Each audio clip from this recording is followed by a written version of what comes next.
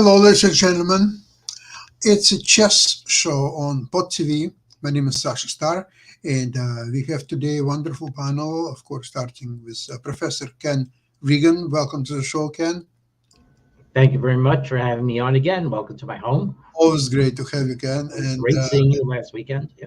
yeah, we had fantastic weekend. Finally getting to this French restaurant. It took I don't know hour and a half driving, although it should have been done in 10 minutes, maybe 15. But there's also Yeah. construction and directions problems. Anyway, we made it, and now I would like to bring Jim Ead from Ead Foundation. Welcome, Jim, Hi, Sasha. Great to be here. and Dan Fleetwood. Welcome to the show, Dan. Mhm. Hi, everyone. Happy to be here. Thank you. Great to have you. And of course, the games that was so fascinating. And Right. I've seen the comments on that game as a review. And actually, Grishchuk, for example, he did half comments about what he understood what happened in the game. Um, Vidit Nepomniachtchi. And then he spent another half an hour analyzing that game with computer. And it was very interesting to see what's the difference between, for him, makes the analysis just on his own, and then another one with computer. And by the way, he was not alone in the department, although his comments were quite interesting. It was in Russian and very enjoyable. And another one was also in Russian, by the way, by Shirov. Sorry, not Shirov, Shipov. Shipov. Mhm. It's different, but also he was commenting on all this game while it was played, and then he did analysis. But it was in Moscow; it was too very very late. He was very very tired, and yet he explained what he saw happened, and then he showed computer analysis, what's his opinion, and but we will go into that. Why don't we start, Ken, with you and what you've seen? That would be very Yes. So let me actually mention one thing apart from the play first, which is that I, of course, have something called intrinsic performance ratings, um, which are measurements of the skill of the players according to the quality of the moves rather than the results of the games. So this has been a component of my work. It's not expressly a cheating test of itself. Well, after 10 rounds, I had a remarkable result. So what I'm showing now is uh, is the web page for a graduate seminar that I'm running, and We're I not have these seeing it yet. notes about. I just posted Oh, notes we got about. Is it? Are you seeing it now? Yep. Yeah. So I just posted notes about how my intrinsic performance ratings work and what do their error bars represent. And we wanted to represent a confidence interval about the strength of the player.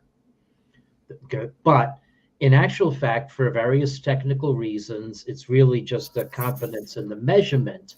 And because it's confidence in the measurement, this should not be used as a Z score in judging on likelihood.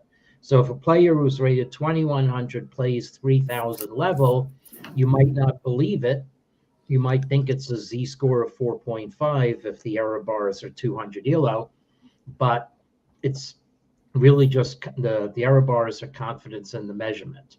However, there are ways to try to change them to be about assertions directly about the player's move, and I have some students applying the Efron bootstrap. Be it as it may, there are reasons to believe that in the end, when you have a large enough sample of moves, my measurement error bars will work for that as well. And the candidates tournament, if I lump all the players together, is a large enough set of moves with diverse players. So here's the remarkable fact. I build my model with four different engines. So using four different engines as the arbiter of quality. And there are also two modes to run my model. This is supposedly the smart cheating mode, but it has its own issues. So the remarkable thing is that although the women are averaging a rating 2517 to the men's 2745, that's 228 points lower. And when I adjust Vaishali's rating and a couple of others, then it's still 200 points lower. Still, the women were within 40 points of the men after round 10 in overall quality, and just within the error bars that I reckon. And in the individual measurements with individual engines, there was one reading where the women came out ahead. Not significantly because of the error bars. So I believe, and I've stated, and I have other students in my seminar, the same students in my seminar working on this too, that the established women players are at least 75 points underrated. And Ken, I think that's been a historical issue with women's ratings, and I think that this is just more evidence. FIDE added 100 points to every woman besides Susan Polgar. Every woman not named Polgar. Which was a controversy in and of itself. And I'm actually going to seriously propose that FIDE do it again. And maybe I can get Susan to have a sense of humor and say that once again, it should be every woman not named Polgar. But yeah, no, this is conforming to things that I've told people, including Sabrina de San Vicente, before the tournament. So now it did slip. So after round 11, the men are averaging 26.89, and the women went down 30 to 26.23, and that is outside the aggregated error bars. But still, the women are overperforming by about 100 ELO, 80 to 100 ELO over their average rating, whether reckoned officially or reckoned by my adjustments. So with that in mind, I hope you will indulge me before we get to the headlining men's games to go over one game. I have one question, Ken. I have one question before you get into the games. I wonder if this apply the 100 rating point differential that you're suggesting the women are performing at 100 points. Do you think that's the highest rated women, or do you think that is women in general? Or I wasn't clear. I think so part of this is we want to measure a well-defined select set of players. So there are about 20 plus players who have played each other in the Women's Grand Prix series. And I think 4 or maybe 5 of them are playing in the candidates. So they're players born before 2000. So they're not involved in the issue of lag from the pandemic. These were players who were established before the pandemic. Okay. And so that's the data set I have my students going on. And yes, I believe they're 75 points underrated. The other way to say it is, if you look at the top women at FIDE, Hao Yifan is down at 26.23. Now, we know she's really a high 2600s player. The second highest, the world champion, is at 25.59 only. Okay, and it goes below 2500 fairly quickly. So, we feel that can't be right. Certainly in my measurements of the Women's Grand Prix tournaments, that's not right either. But I'm setting in my seminar the do it rigorously with statistical confidence, and that's where issues in those notes come to the fore. So basically, yes, I believe that the non-young women players, the Muzi Chuks, Lei, Wenjunjin, Tan, Goryachkina even, that they are underrated by about 75 points. And see, with the men and with the deflation at large, the magnitude seems to me to be 30 to 50 points. And 30 points is on the edge of general rating uncertainty, so it's harder to separate. But because the women have been relatively insular, and whatever reason derives from that, it's easier to tell significance. Well, I think it's just well known that if you compete within a more highly rated cohort, your rating tends to follow the cohort than if you compete in a lower cohort. Right. So. That's right. So I think these women are playing fewer open tournaments. The Right. thing is, though, is the source of the deflation is playing young kids whose ratings lag their true strength by 500 points or so. So I don't know how the women have done that. It's the one thing I can't trace. But Can very practical question. Mhm. Let's say I drew Grandmaster Alexandra Kostyniuk in the Yeah. tournament, and if she will get extra 100 points, would that make me eligible also to get extra 100 points? Might make Nava eligible to get the extra 100 points. She's played a lot. That's the thing. I can only tell the effect among people who have played a lot.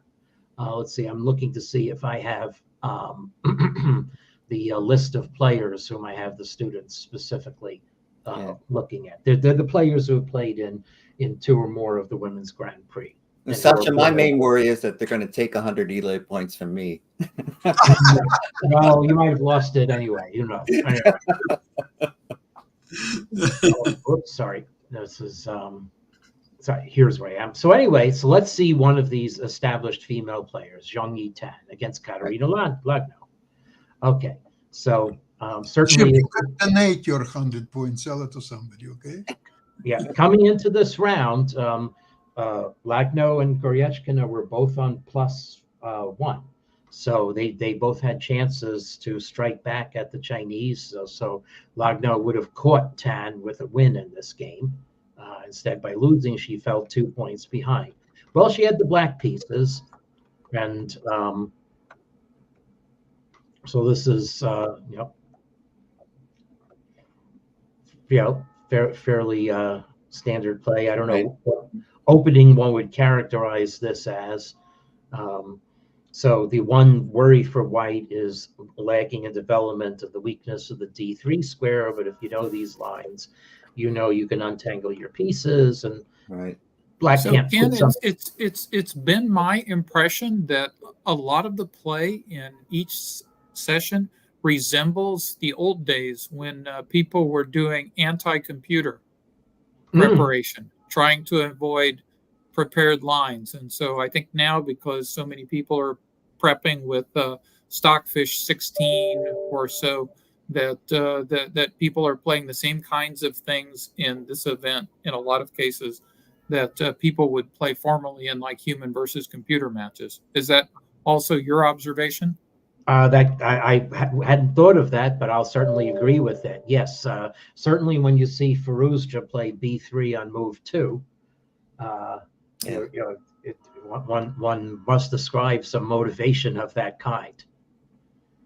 But this, however, though, I'm sure this is a known theoretical position. The only difference in the position is the placement of the king's bishops. And it comes down to whether white can annoy black's bishop on c5, which, because white played e3, does not have a whole lot of threatening power. Right. So as it stands, black, if white could very quickly play a3 and b4, black would be in a heap of trouble. But white plays knight g5 instead, trying to take over space in the center. And wouldn't have been my choice, but that's interesting. Yeah, right. And now it's possible that black makes a real error here. And it's a little bit hard to fathom here, because white has the very simple combination of knight takes e5, knight takes e5, and bishop takes b5, and black's queen is overloaded. And I don't know where black is getting compensation from. If black would have wound up with a light squared bishop, then maybe this would be sufficient. Sure, but yeah, compensation. But with the dark squared bishop, that's not very useful. Yep. I don't know. I see white's just up a pawn. So a little quizzical. Ken, excuse me, there might be something. One detail is quite interesting.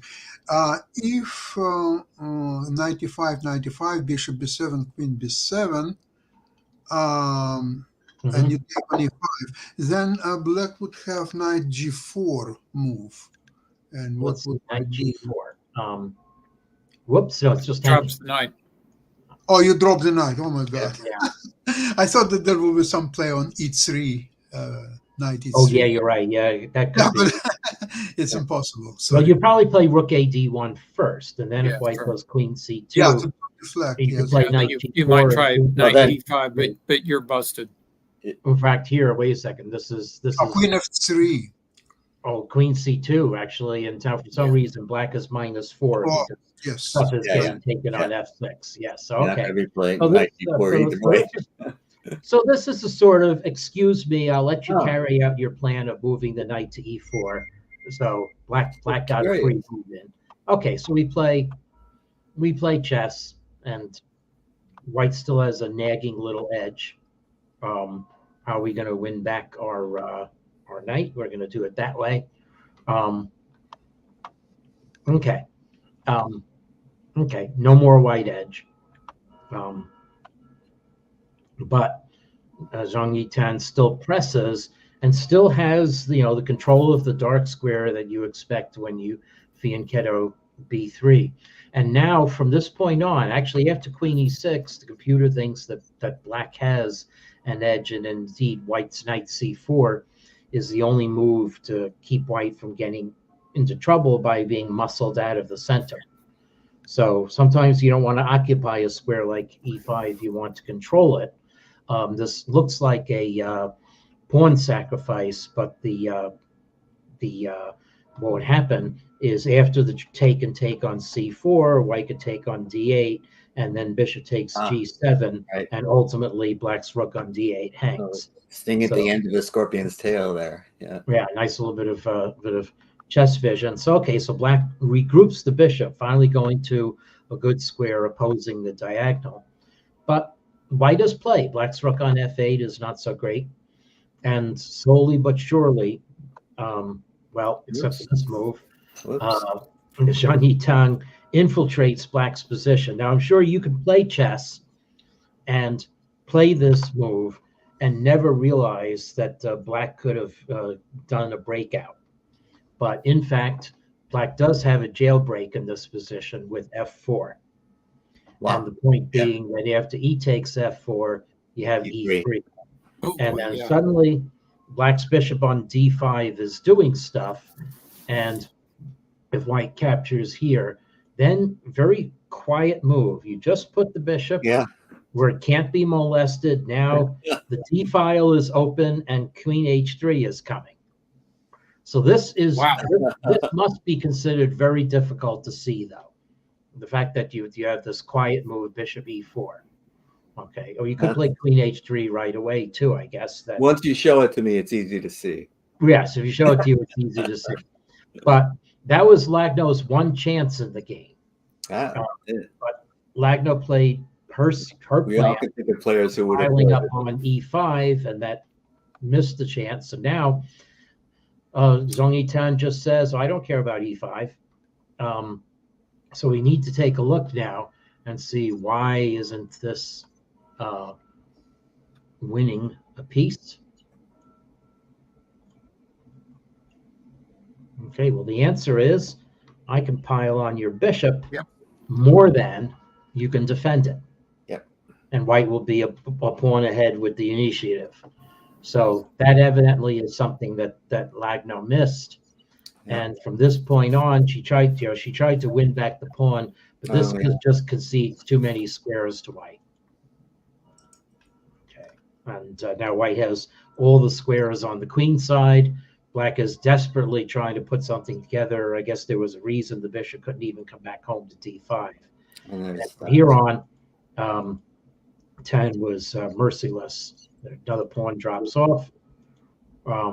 Now, this is a nice move. So if the bishop captures the pawn, the rook hangs. So anyway, same thing. Now the rook really hangs, and now this is a really cute move. I'm preventing black from playing queen takes f2 check, and black's bishop on f5 is magically trapped in the center of the board. The only place it could go is there, but now it's essentially trapped again. And now the bishop is still trapped in the sense of needing to be defended, and there's nothing black can do about white's knight coming in. It's so amusing to me. Not amusing, I guess it's the wrong word, but the queen and knight are so powerful together versus queen and bishop. It's just over and over you see it. Yeah, and white's king applies the fatal blow, and checkmate is coming. So a really nice game. By white. I mean, obviously there were chances for both players, but well, F4 would have been a very difficult move. We all know players that would have found it, but most of us would not have. Right. Yeah, usually that's one of those moves that I say is easier to calculate than to see. Yeah. I will say, though, that on Sunday in Hikaru's Harem Scarum game against Abasov, I am amazed that Hikaru did not find G5 in a position where it was strong. Yeah. Similar disrupting pawn break. Yeah. Because he's one of those guys who tends to find those kinds of moves. Well, especially since that's probably the first thing that he looked at it. So I suspect he had a hallucination. Yeah. Interesting, Dan. Well, so anyway. The best of us. Now coming to the star game of yesterday's round in the men's section. This game was insane. And Nepo, another Petrov. And this is the first time when Nepo did not get into trouble with the Petrov. And it's partly because Vidit played a line that's usually considered to be pretty innocuous with the queens coming off. And there are, wide choice by black. It's not clear you want to put the bishop on G4 in a position like this. But anyway, okay. So F5, in my opinion, but so the only little defect of bishop G4 is white softens up the pawn structure a little. Oh, this is basically an even position. What's the reputation now of the Petrov? Because when I was really involved, it was really pretty solid. Yeah, Petrov is a forced draw in correspondence chess from move 2. Oh, there's literally no way for white to get an advantage. So that's why it's so popular among folks who like to do the computer book up. Okay, that's interesting. Yes, and I wonder. In practical terms, that was the case. It was so solid. People were avoiding it. And I wonder if the Berlin had not emerged as a viable play for black, whether the Petrov would have taken over as the main opening. Excellent point. Defense to E4. Okay, so we played chess for a while, and it's really interesting to see what kind of strategies the player is going to have. The dominant motif in this position is whether black can take over control of the A file, because white's A pawn is weak, and white is going to be tempted either to sacrifice it with A5, or black can engineer a trade where black will fix it and win it. And then either way, black will have a passed A pawn. And on the other hand, white is able to do more in the center on the king side. So can white compensate? So, this is chess. Right now, white is actually trying to open up space on the queen side. But it's hard to tell. The white is amazingly playing without moving either bishop. So here we come, the first bishop move. But anyway, the knight on E3 prevents any issues on the E file. Okay, so is black losing a piece here? Let's take a look. Well, because black can counterattack against white's bishop. I was wondering why black didn't take on D4. Let's see. Well, let's see. Yeah, you're right. If you take on D4, in fact, the engine says that black has the edge here, regardless. Let's see. So you take on D4, take now. Well, white's playing bishop E4. And that's going to be okay. So I assume that it is the best move though. So it was the best move. Is the best move. Bishop here. Now D5. I don't know. I'd be very afraid of this if I were white, because I don't know. Black is. I don't know what to say.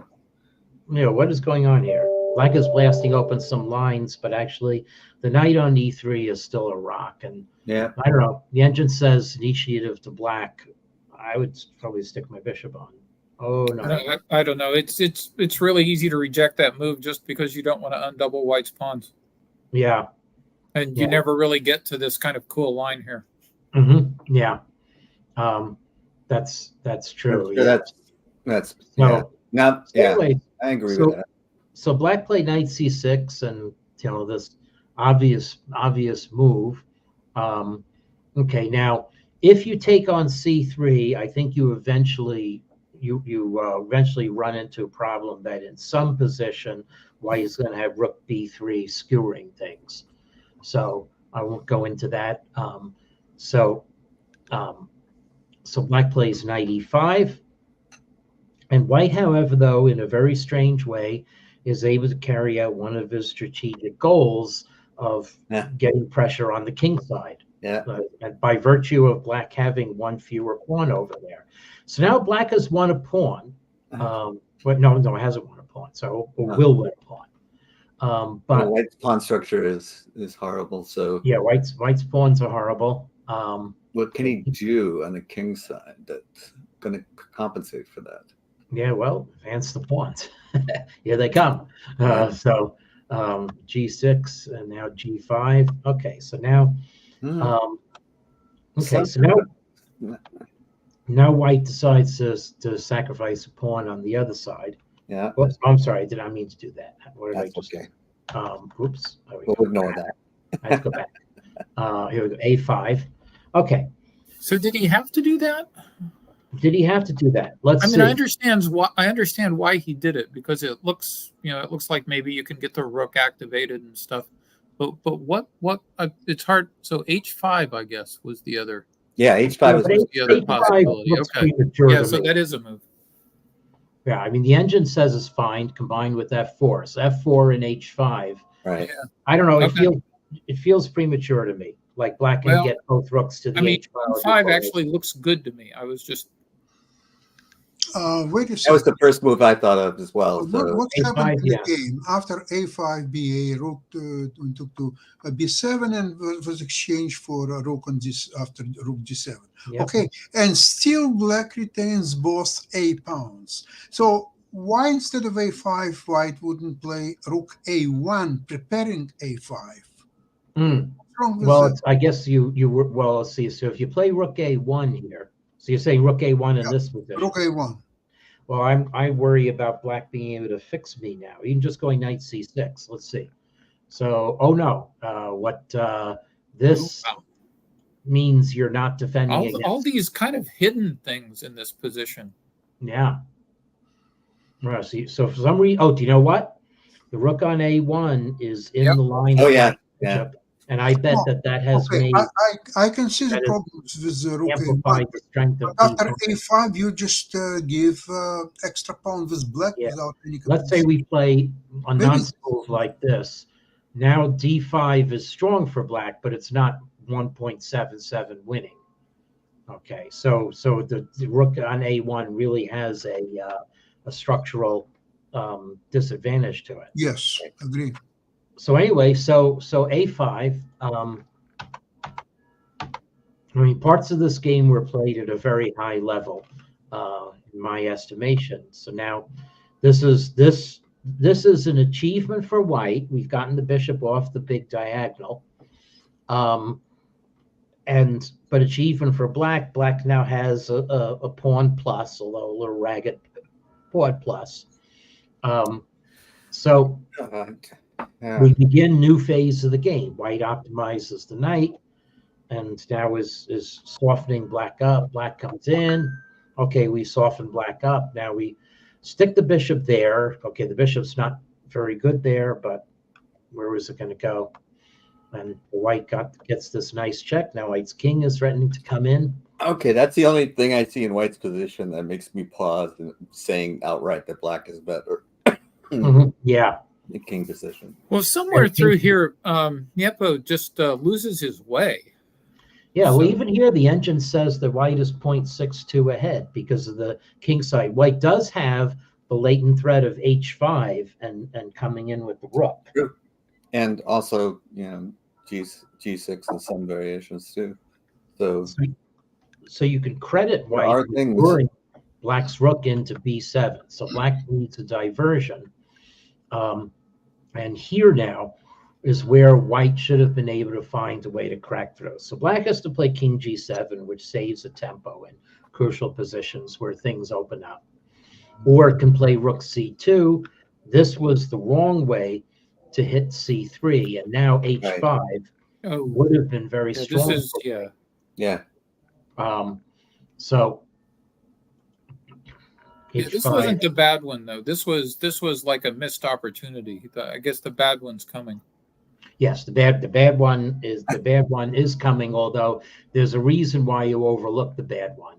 Yeah. So apparently, actually, this isn't so bad. Sometimes the chess engines have hash collision errors or change their minds. So this might be very difficult for white to compute. This is not as strong as it looks like when you're seeing 1.33 for h5. Okay. So that is a problem, by the way, of hash collision errors in chess engines. One reason I use multiple engines. So I'm sure this is a reproducible hash collision error. So anyway, okay. So this was not a bad move, and this was not a bad move by white. So ignore the chess.com annotations there. So anyway, a3, bishop c1. But now black plays what is known as being a bad plan. And it's a bad plan for reasons that are really hard to foresee. So this was Nepo's idea. Nepo's idea to uncover attacks on a3. Now, led us to see the whole point of Nepo's idea.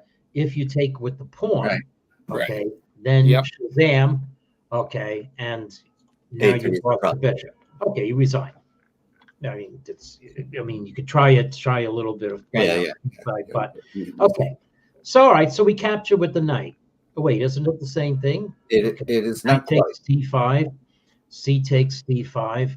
Now you can play rook takes a3 first, or c4 check. It'll come out to the same thing. Might as well cut white's options down. Okay, and now black is up a clear piece. Except. Okay.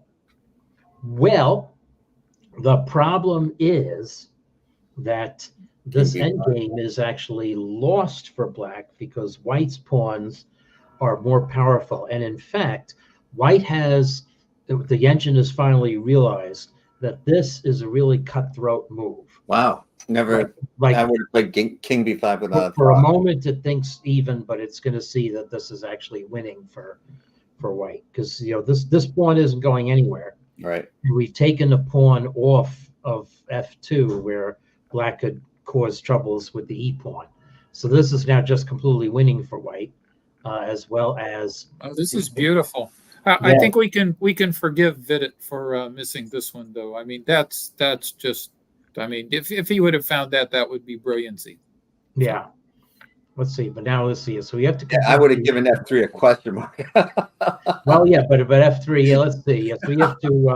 We have to jag the. Okay, now it's starting to see thing. Yeah, hash collision errors are a real problem, but obviously you just need to calculate. So this is hard to calculate, but the final kicker in this position is white is h5. Yeah, sure. And that is going to be the motif at the end of the game too. Yep. So it was a definite missed opportunity. Interesting. That Vidit should have fallen into the trap that could have won, but instead played this understandable move because it keeps the balance. It assures this nice square for the knight, and black's pieces are bottled up for the moment. This is a very. I'm hesitating to say instructive game because I'm not sure I understand it. Yeah. Oh, it's a very weird game. I mean, black's pawns look like backgammon. Okay. Yeah. now here is just past the time control where Vidit could have repeated moves. Okay. And Nepo probably would have acquiesced because white has a slight edge overall. But white has a slight edge overall, so Vidit tried this. I don't know what it's thinking of moves of h5. And we play on. Oops. Yep. And we play on, and the knight goes back to e4. Ah, Now, bishop d2 I thought was a little quizzical when it was played, but because it's taking that square away from the knight.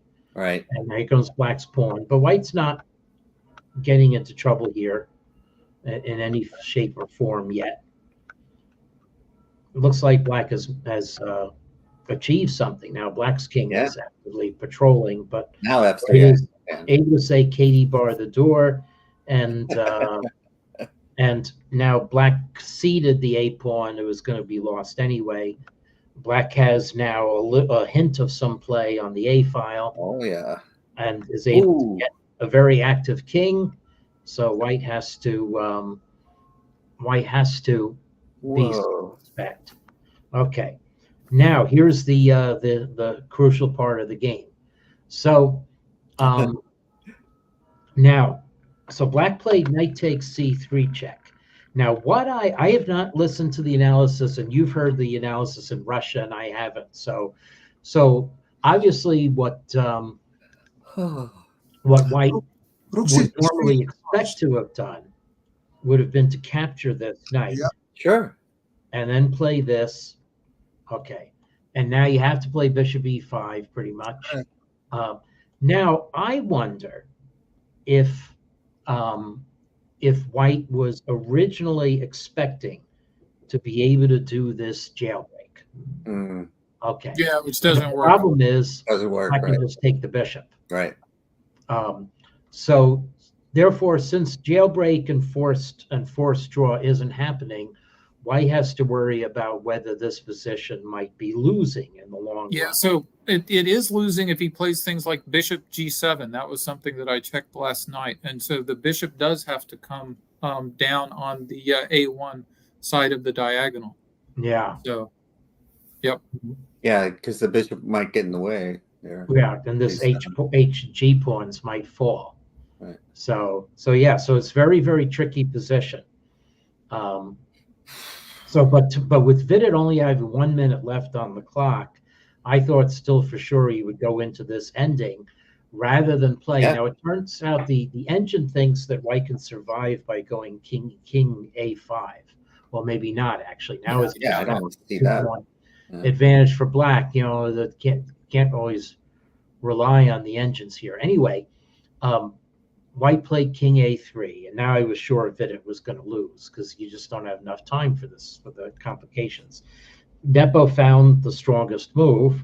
You know, optically, it's the strongest move, and it turns out that white's only way to survive this position is to play knight e5 check, king d2, and then rook g1. And the reason for rook g1 is that in a crucial line, the rook defends the bishop after rook b3 check. And I still think objectively black is winning this position. But Dennis certainly scary looking. It could have been a draw. So yeah, I don't know. Maybe I mean, you know, at some point you don't know what was going through his mind, but I mean, black only has one winning response after knight b2 check, but unfortunately, it's the obvious move. So yes, yes, it is. In fact, that's right. The other moves actually lose, and maybe that's that they lose the knights. Forced me to play a good move. Yes. Yes. So obviously, exactly. you have to do It's that. like, well, darn. And now it's just completely over because knights on b2 are through, so some accurate play by Nepo. Now no more checks, and Vidit resigned. Yep. So, Wow, that's unfair. Yeah, from a game where the queens come off early, and that's there was an awful lot going on in that game. That's for I think sure. that game provides an answer why Petrov is better for black than Berlin, because in Berlin, black has double pawns and has to rely on two bishops and fight all the way to survive. And here white had double pawn, and It's all pawn structure. Yeah. the spine structure on the queen side, that's a key to understand this game. This is this has been my thinking all along. Well, I mean, white's not forced to play the knight c4 line, which is somewhat Absolutely. suspect. Yeah. I mean, if Sure. white's happy with like an That's equal true. position, there are a lot of ways to get an equal position. And I That's actually very like correct. bishop That's g4 move in the opening, where it forced white to come up with some maybe 2-3 available moves. f3, which is not very good. Queen takes I mean, e7. if you want to, if you want to have doubled pawns as white, the right way to do that is to play the 5 knight c3 line, and then you've got the d pawn over there instead of the b pawn over there. Correct. So, Yeah, I agree. Mm. And but that that's line what- has so much theory now that I'm sure Right. that Bidit was just trying to play something original, and Yeah. he did get an interesting position. So Right. anything could have happened in that game. yeah, Ken, you were starting to show the Nakamura game with Yeah, I was with going to show Prague, one, which was a one moment fascinating opening. You know, which is, yeah. So this is the sort of opening where you think, well, isn't Black's third move refuted? It's an obvious beginner mistake. Isn't this? don't Walter Korn and Hans Kmach cover? Yeah. I know it's From our just childhood. horrifying to see that some of these moves are actually playable. Yeah. MCO 13 says no. Yeah. So it turns out this is actually okay for Black. It's boring and symmetrical, but it's kind of remarkable how Black Hikaru takes over the center. Now White does have an edge according to Stockfish, but it's going to evaporate real quickly. Wow. So it's hard to tell where White went wrong, but already it is Black who is more forward strategic thinking. There was one moment when I thought that Hikaru got into a little bit of a jam. It's after some exchanges. This is really interesting. Okay. So yeah, so it was about here. It was right here that I thought maybe Black's position is a little bit too fixed, and White can play on the dark squares, but on the other hand, Black still has the better king, and White can't use d1. So actually, it was here that I thought, hey, this is too much of a dark square complex issue for Black. But what's really funny is how Hikaru tempts White to activate the position. Now, White, I think, should just stand and make it. Does White get in trouble? Well, what's down half a pawn, according to this. And the engine does like what White does. But So just watch the transformation in the next three moves. So all of Black's pawns are on white squares, and yet the bishop is strong. The bishop is strong. Yes. Yeah. Yeah. It's paralyzing White's queen side and taking d1 away from the rooks. So it's very well placed. Yep. Paradoxically, because of the white pawn, all the pawns on the white squares. Well, the key thing is the pawns aren't locked. Mm-hmm. So I was worried about this. So the interesting thing here is that White's correct move is to go backwards with the king. Although you worry that it could be mated on e1 with Black's bishop and rook there. So it turns out this is a pseudo-active move, and now White can't easily capture on e4 where White does, but this gets into trouble after c5. Amazing move. Yeah. Now White's king is in front of the rooks. Black's rooks are barreling down, and this after these moves already White's pieces. Keep coming, king. Yeah. Yes, if White plays knight f2, Black goes rook e6 check, and White's king can't retreat. So saying that doesn't change anything. So Prague had to put the knight into the lion's mouth, and Hikaru came and ate it. Yes. Yeah. Yeah. This is not what you want to do against Nakamura. Yeah. So some nice active play and now C3 is goody. He just said, "Oh, I'm winning." Yeah. So anyway, so that was the disposition of our leaders, and Well- and I guess I should end there. I actually just want to show one more thing from Sunday. So go back one round to this game here, where a great little end game point. Black played f5. Okay. Oh, yeah, I You have remember. to calculate. So obviously you say, oh, knight takes e5 because if black captures my pawn, I can stop it. And black had this amazing tempo move, hitting the knight. Yeah. And how cute. yeah, how cute. And then the point is that black now is able to capture Right. the king, and black's f pawn is too far away from white's Too far knight. away. Yeah. Makes So, all the okay. difference. Oh, very nicely calculated. Yes. Yeah, that's I- when I'm bishop is stronger than knight, because Yeah, bishop I'm- can easily stop it. I'm really impressed with Lei's play here. She may not win in the end because Tan is also playing very well, but Lei is playing really good chess in this event. Mhm. High quality, yeah. Agreed. Totally. I also want to mention Nakamura. You know, he's been, I don't know if he's been put on a back burner in terms of world championship caliber play, because we've been talking about Caruana for so long. But you know, he's got 2 losses, but he's got 4 wins. Yeah. I mean, he's really still a very, very dangerous player. Mhm. I mean, only half I a mean the point. difference. So the difference so far is that Nakamura is -2 against Vidit, and Nepo is +2. That's it. Right. So Yeah, and I can't explain, you know, did he try to win too hard in the second game because he had lost the first game against Vidit? I don't know.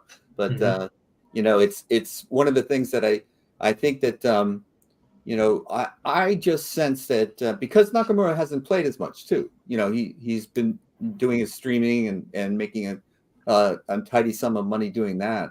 But geez, even after layoffs, he comes back and he's still a force to be reckoned with. And I just wanted to give him a shout out. Very impressive. plus play. he's an old guy, right? Yeah, He's not an up and comer anymore. I remember him when he was little. I mean, 36 is ancient in chess years these days. So That's when we used to be in our prime.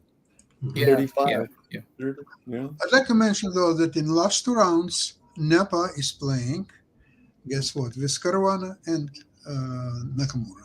Right. So Yeah, that's yeah. everything will be decided right It's a there. tough road, right? It is. Last 2 rounds, yeah. And we'll see what will be then. And then, so Sunday is the last round, and Monday is playoffs if needed. But well done by Nepo too. You know, he's got a great- Nepa, in my opinion, Nepa learned a great deal from Magnus. Yes. Really, Yes. his way to defend difficult positions, and so methodically and so precisely. And he is trying to, although he's defending, he's still trying to have position fairly complicated as to get his chances later on in the game. And that's precisely what's happened in his game that we just analyzed with it. It's a fantastic. I don't understand why commentators are not picking up on that, because except Magnus, I don't think anybody so resilient and creative in defending difficult positions. Nepa, he definitely outdone everybody in that department.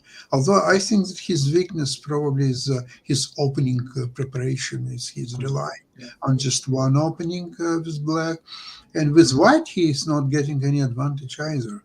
So that's probably a little bit suspect. Although there are so many Russian players who are helping them, or so. Yeah, that would be the last thing you would think would be a weakness. Yes, I thought that would be his strength, but apparently not. So anyway, we're going to witness the exciting finish of this tournament.